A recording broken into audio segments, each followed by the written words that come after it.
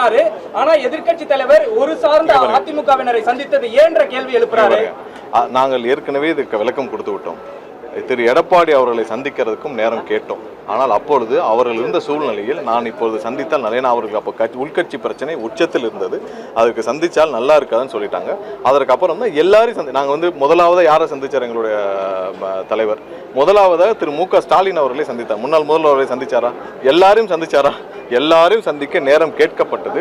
அப்போ சொன்னாங்க, எனக்கு ரிப்ளை பண்ணுறத சொன்னாங்க, யாரை சந்திச்சாங்க? திரு எடப்பாடி அவர்களுக்கு நேராக ஃபோன் கிடையாது.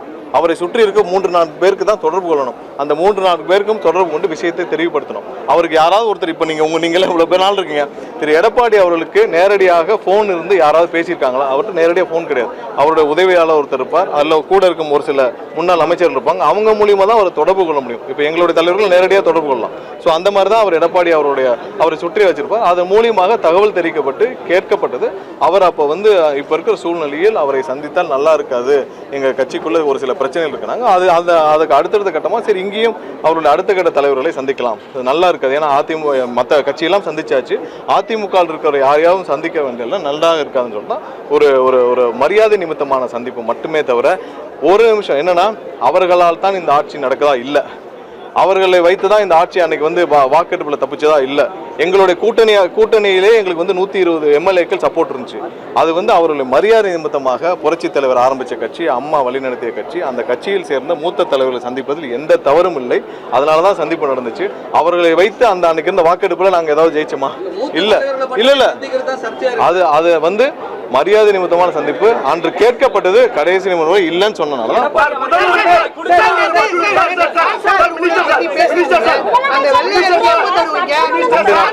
நாளைக்கு காலையில 300 பேருக்கு மேல அப்பாயின்மெண்ட், அதாவது புதுதாக நியமிக்கப்பட்ட இபில நியமிக்கப்பட்டவர்களுக்கு முதல்வர் கையில் அப்பாயின்மெண்ட் கொடுக்கப்படுது. அதற்கு அப்புறம் நாளைக்கு மதியமோ இல்லை நாளை கழிச்சு வியாழக்கிழமை நாங்கள் வெள்ளை அறிக்கை கண்டிப்பா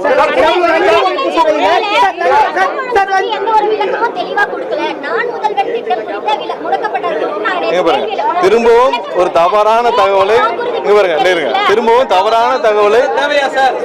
தகவலை சொல்றாங்க.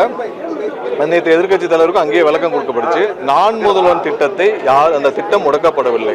அந்த திட்டத்தின் பெயர், ஏன்னா ஒவ்வொரு திட்டத்தின் பெயர் கண்டிப்பா அந்த திட்டத்தோட செயல்பாடு குறித்து இருக்கணும். அந்த திட்டம் என்ன பண்ணுது? திறன் மேம்பாடு, ஸ்கில் டெவலப்மெண்ட் பண்ணுது. ஸோ நான் முதல்வன் சொல்றதுனால பல பேருக்கு பெரிய குழப்பம் வருது. அவங்க குடும்பம் இருந்தப்ப வேணா நான் முதல்வன் சொல்லி அந்த குடும்பம் மட்டும் முதல்வராக இருந்து பெருமைப்பட்டுக் கொள்ளலாம். ஆனால் இது ஸ்கில் டெவலப்மெண்ட், மிக ஏழை எளிய மக்களுக்கு திறன் மேம்பாடு, ஸ்கில் டெவலப்மெண்ட் சம்பந்தப்பட்ட துறைன்னு பெயர் மட்டும் புரியும்படியாக மாற்றப்பட்டிருக்கு. நீங்க நான் முதல்வன் சொல்லிட்டு நம்ம ஸ்கில் டெவலப்மெண்ட் பண்றோம், நான் முதல்வன் சொல்றதுல பல குழப்பங்கள் இருக்கு. அங்க இருக்கிற அதிகாரிகளும் பல பேர் தெரிவிச்சாங்க. அவர்கள் போன இடத்துல அவர்கள் ஏதோ அதை வெற்றி அந்த குடும்பமே பெருமைப்பட்டுக் கொள்வதற்காக நான் முதல்வன் சொல்லிட்டு சுத்திட்டு இருந்திருக்கலாம். ஆனால் இதோடைய நோக்கம் நிறைவேறவில்லை. அதனால ஸ்கில் டெவலப்மெண்ட் மட்டும் தான் மாற்றப்பட்டிருக்கு. அந்த ஸ்கில் டெவலப்மெண்ட் மட்டும் தான் மாற்றப்பட்டிருக்கு. அந்த திட்டத்தில் வேற எந்த விதமும் முடக்கப்படவில்லை.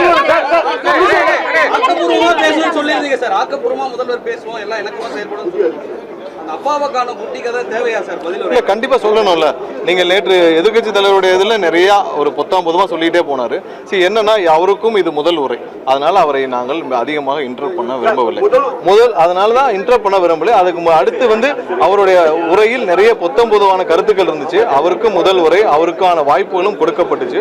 அதையும் அவர்கள் புரிந்து கொள்ளவில்லை. இன்று முதல்வர் பேச ஆரம்பித்தவுடன் என்ன பார்ட்டி ஃபண்ட் தான் சொன்னாரு. ஏன்னா பார்ட்டி ஃபண்ட் உங்க கட்சியிலே இல்லையா? அப்புறம் இவ்வளவு கேஸ் வந்துச்சு. பார்ட்டி ஃபண்ட் உங்க கட்சியிலே இல்லையா? உங்க கட்சியில யாருமே சரி ஒன்றும் இல்லை, எல்லாம் பிளாங்கா விட்டுருவோம். அவங்களுடைய நிதியமைச்சர் 30,000 கோடி சொன்னாரா இல்லையா?